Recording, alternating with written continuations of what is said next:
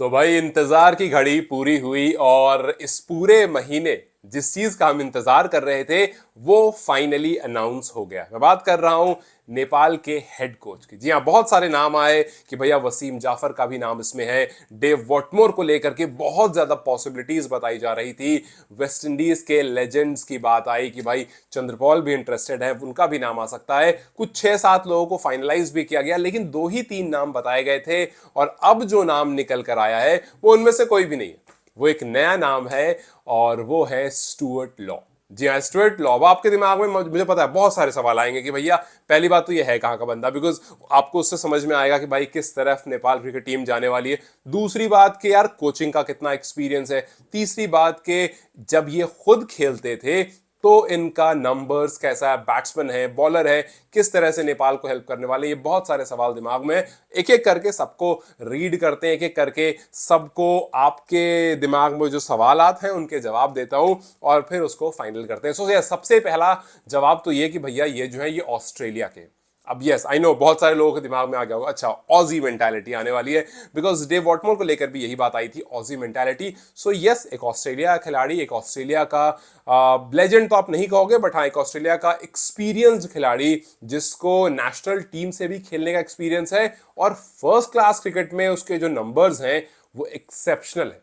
लेकिन इसने कुछ अच्छी टीमों को पहले पास में कोचिंग भी दी है और अब ये 2 साल के लिए नेपाल क्रिकेट के साथ जुड़ गया। मतलब 2025 से 2027 का जो टेन्योर है, 2 साल का जो टेन्योर यूजुअली साइन अप होता है, उसी के लिए स्टुअर्ट लॉ को साइन अप कर लिया गया। अब इनकी जो अचीवमेंट्स की तरफ आप देखोगे तो सबसे पहली अचीवमेंट जो आती है वो ये कि जब 1996 में ऑस्ट्रेलिया वर्ल्ड कप के फाइनल में पहुंची थी, उस टीम का ये हिस्सा थे, उस स्क्वाड का ये हिस्सा थे। और कोई भी टीम अगर फाइनल खेलती है, वर्ल्ड कप जैसा फाइनल खेलती है, तो एक बड़ी चीज होती है। आजकल माना कि वर्ल्ड कप हर साल में कभी T20 हो रहा है, कभी चैंपियंस ट्रॉफी हो रहा है, कभी ओडीआई वर्ल्ड कप हो रहा है, तो ऐसे लगता है उसकी वैल्यू नहीं लगती। बट पहले जब ओडीआई वर्ल्ड कप हुआ करते थे, आप आई डोंट नो आपको कितना अच्छे से याद है, आपकी एज क्या, जो लोग आप देख रहे हो मुझे, बट आपको अगर बताऊं 2000 के आसपास का टाइम, इनफैक्ट 2011 तक भी, 2012 तक भी, जो 4 साल में एक बार ओडीआई वर्ल्ड कप आता था ना, उसका क्रेज कुछ अलग था। और जो भी टीम उसके फाइनल में पहुंचती थी या जो भी टीम वो वर्ल्ड कप जीती थी, भाई उसका 4 साल टोरा रहता था। आज क्या होता है, 6 महीने में बदलते रहते हैं और एक T20 जीत गए तो T20 का क्रेज है, चैंपियंस ट्रॉफी जीत गए, चैंपियंस ट्रॉफी का क्रेज है, ओडीआई जीत गया, ओडीआई का क्रेज है। और अब तो ओडीआईज वैसे ही बहुत कम होते हैं, सिर्फ वर्ल्ड कप के टाइम पर हो जाता है। सो यस, ये इंपॉर्टेंट है कि एक 1996 वर्ल्ड कप का जो प्लेयर रहा है वो आकर कोच कर रहा है। देखो मैं पॉजिटिव ज्यादा बात करूंगा बिकॉज अनाउंसमेंट हो गई है। अगर अनाउंसमेंट नहीं हुई होती हम इसमें से नेगेटिव निकालते हैं। हाँ, कुछ नेगेटिव जरूर होगा, उस पर आएंगे लास्ट में, लेकिन पहले हम चलेंगे पॉजिटिव को लेकर। ठीक है, तो पहला तो ये हो गया कि 1996 क्रिकेट वर्ल्ड कप के ऑस्ट्रेलिया की जो टीम थी ये उसके पार्ट थे। दूसरा ये कि इन्होंने टेस्ट मैचेस भी और ओडीआईज भी ऑस्ट्रेलिया के लिए खेले। हालांकि टेस्ट सिर्फ एक ही खेला है, लेकिन 54 ओडीआईज इनके पास है और 54 ठीक ठाक ओडीआईज होते हैं, अच्छे खासे रन होते हैं। लेकिन सबसे बड़ा सवाल जो आता है कि भैया कोचिंग कैसा, मैं अभी आऊंगा नंबर्स पर, रन पर आऊंगा, फर्स्ट क्लास रिकॉर्ड पर भी आऊंगा, लेकिन सबसे जो मेन सवाल आता है कि इन्होंने जो कोचिंग की है, जो टीम को कोच किया है, वो कौन कौन सी टीम है, बिकॉज वहां से आपको समझ में आएगा कि एक्सपीरियंस कितना है। तो भाई एक्सपीरियंस ठीक ठाक है, क्योंकि 2011 में जो श्रीलंका की टीम थी उसके भी ये कोच बने थे। आपको याद होगा इंडिया से श्रीलंका वर्ल्ड कप फाइनल हारा था जब एम एस धोनी ने वो 6 लगाया था। सो उस टाइम जब श्रीलंका की टीम हारी थी तो जो कोच थे उन्होंने स्टेप डाउन कर दिया था, उन्होंने टीम को छोड़ दिया था। तो उनके स्टेप डाउन करने पर स्टुअर्ट लॉ को कोच बनाया गया था और वो कुछ टाइम तक श्रीलंका के कोच रहे थे वहां पर। और फिर उसके बाद, क्योंकि इंटर्म कोच थे, कुछ टाइम तक रहे और फिर उसके बाद वो आगे बढ़ गए और फिर बांग्लादेश के कोच बन गए। श्रीलंका को कोच किया कुछ टाइम तक, फिर उसके बाद बांग्लादेश के कोच बन गए, बांग्लादेश को कुछ 2 साल कोच किया, फिर उसके बाद 2018 में वो वेस्ट इंडीज के कोच बन गए। सो यस, कुछ अच्छी टीम्स के नाम हैं, जैसे श्रीलंका है, वेस्ट इंडीज है, Bangladesh also is a good team. So Bangladesh के साथ भी वो रहे, इनको भी कोच किया है। और फिर उसके बाद फिर वो मिडिल सेक्स के भी कोच रहे थे, उनको भी कोचिंग की थी। इनफैक्ट वो यूएसए के साथ भी जुड़े हुए थे। तो अच्छा खासा कोचिंग का एक्सपीरियंस इनको है। और आप सबसे अच्छी बात पता है क्या इसमें, वो छोटी और बड़ी दोनों टीम से रहे। अब देखो यूएसए के साथ भी रहे, हालांकि विनो के यूएस और नेपाल की अगर आप फाइनेंशियल स्टेबिलिटी की बात करेंगे तो शायद बहुत ज्यादा फर्क नहीं है, क्रिकेट की मैं बात कर रहा हूं, वैसे नहीं, क्रिकेट की बात कर रहा हूं, बहुत ज्यादा फर्क नहीं। बिकॉज नेपाल को लेकर के जो सबसे पहला सवाल दिमाग में आता है वो यही आता है कि कोई भी नेपाल का कोच बनेगा वो बहुत हाई फाई बैकग्राउंड से नहीं आना चाहिए। बिकॉज वो आते ही शिकायत करना शुरू कर देगा कि जी ग्राउंड ऐसा है। अब तो ग्राउंड और पिचेस बेहतर भी हो गए, अब तो मल्टीपल स्टेडियम्स भी बन रहे हैं, वरना फिर शिकायत शुरू आती है कि भाई ये ऐसा है, वो ऐसा है, ये ऐसा नहीं है,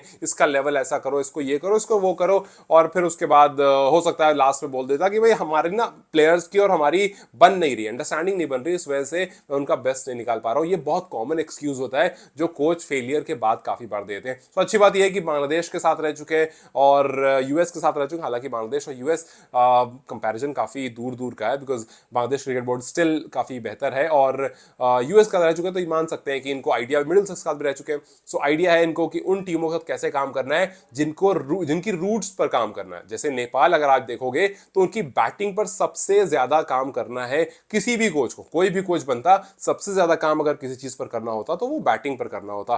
ठीक है, तो अच्छा, विमेन क्रिकेट टीम का भी थोड़ा सा एक अनाउंसमेंट आया है कि इंडिया के कोच मनीष झा जो है वो कंसल्टेंट कोच की तरह काम करेंगे विमेन क्रिकेट टीम के until women T20 world cup qualifier, जो कि मई 2025 में हो गई। छोटा सा अपडेट था तो मैंने बता दिया। खैर, अब जो आपको इतनी सारी टीम, अब इनफैक्ट अफगानिस्तान के साथ भी रह चुके हैं, सो इन टीमों के साथ जब रहने के बाद ये आते हैं तो इसका मतलब है कि ये कोचिंग एक्सपीरियंस जो है वो ठीक ठाक लेकर आते हैं। अब आते हैं इनके बैटिंग नंबर्स पर, बिकॉज आफ्टर ऑल आपको यस एक आदमी ऐसा चाहिए जिसका बैटिंग अच्छा, जिसको अच्छा खासा एक्सपीरियंस हो। तो सबसे पहले फर्स्ट क्लास की बात करते हैं, क्योंकि ऑस्ट्रेलिया के ये हैं, तो क्वींसलैंड की जो शेफशील्ड ट्रॉफी होती है 5-5 ही जीत चुके हैं। ये one of the best captain में इनका नाम अक्सर आता है, और फिर 2 वनडे ट्रॉफी जो है वो भी वो जीत चुके हैं। सो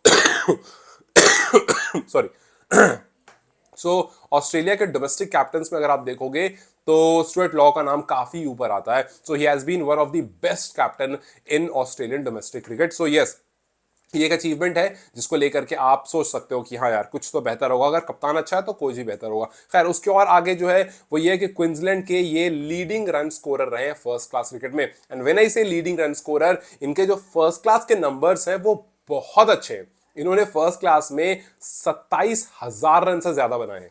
आप सोचो 27,000 रन बहुत सारे होते हैं, सो ये 27,000 से ज्यादा रन, और इनका एवरेज 50 प्लस का है।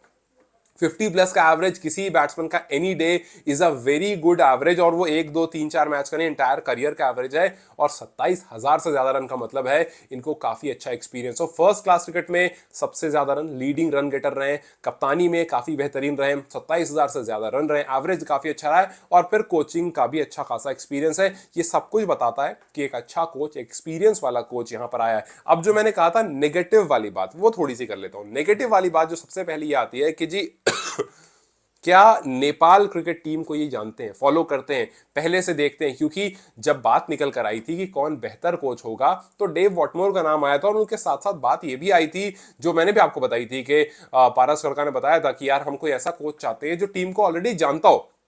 बिकॉज आपके पास उतना टाइम नहीं है कि आप एक कोच को लाओगे, टीम को लाओगे, बिकॉज टीम ने एक तो नवंबर से मैचेस नहीं खेले, मैं नेशनल टीम की बात कर रहा हूँ, नवंबर से मैचेस नहीं खेले। फिर उसके बाद आप देखो कि अब आप सब साथ में आओगे, एक नया कोच आएगा, कोच के साथ आपकी बॉन्डिंग होगी। कोच अगर पहले से फॉलो करता होगा नेपाल क्रिकेट को, वेल एंड गुड, अगर नहीं करता होगा देन प्रॉब्लम आ सकती है, बिकॉज CWC L2 बहुत पास में है और बहुत रिस्की स्टेज पर है।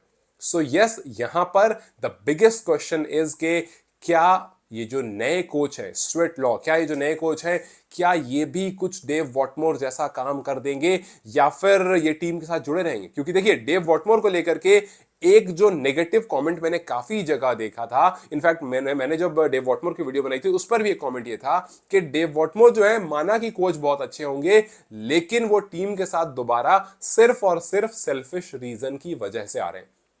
एक यूजर ने कमेंट लिखा था, उसका रीजन या उनका जो पीछे का बैकग्राउंड था वो ये कहा, कहने का मतलब है कि डेव वॉटमोर पहले भी टीम के साथ थे, 8 महीने टीम के साथ जुड़े रहे, फिर जो भी हुआ वहां पर पर्सनल रीजन बताकर उन्होंने स्टेप डाउन कर दिया। हो सकता है दोबारा आए, दोबारा उनको कुछ खामियां लगे और फिर पर्सनल रीजन बता करके वो स्टेप डाउन कर दें, और अगर ऐसा होता है तो हैम्पर कौन करेगा? हैम्पर करेगी नेपाल क्रिकेट टीम। तो क्या यहां पर एक बार फिर से एक ऑस्ट्रेलियन को लाना टीम के लिए बेहतर होगा? कोचिंग पर्सपेक्टिव से देखेंगे बहुत बेहतर होगा, एक्सपीरियंस पर्सपेक्टिव से देखेंगे अगेन बहुत बेहतर होगा। इस टाइम पर लर्निंग से थोड़ा सा वीकर जाकर एग्जीक्यूशन वाले मोड पर आना है नेपाल क्रिकेट को, अगर वो करा तो भी बहुत बेहतर होगा। बैटिंग जो नेपाल की लॉन्ग फॉर्मेट में एक बड़ी वीकनेस रही है उस पर काम करने की बात होगी। तो फर्स्ट क्लास क्रिकेट में जिसके इतने सारे रन है, जिसको one of the best first class captain कहा था ऑस्ट्रेलिया का, जाहिर सी बात है वो एक पॉजिटिविटी लेकर टीम में जरूर आएगा इन टर्म्स ऑफ बैटिंग। बाकी अदर एस्पेक्ट जो है फील्डिंग हो गई, बॉलिंग हो गई, उस पर नेपाल और काम करता रहेगा, बट वो बेहतर है कंपेयर टू बैटिंग।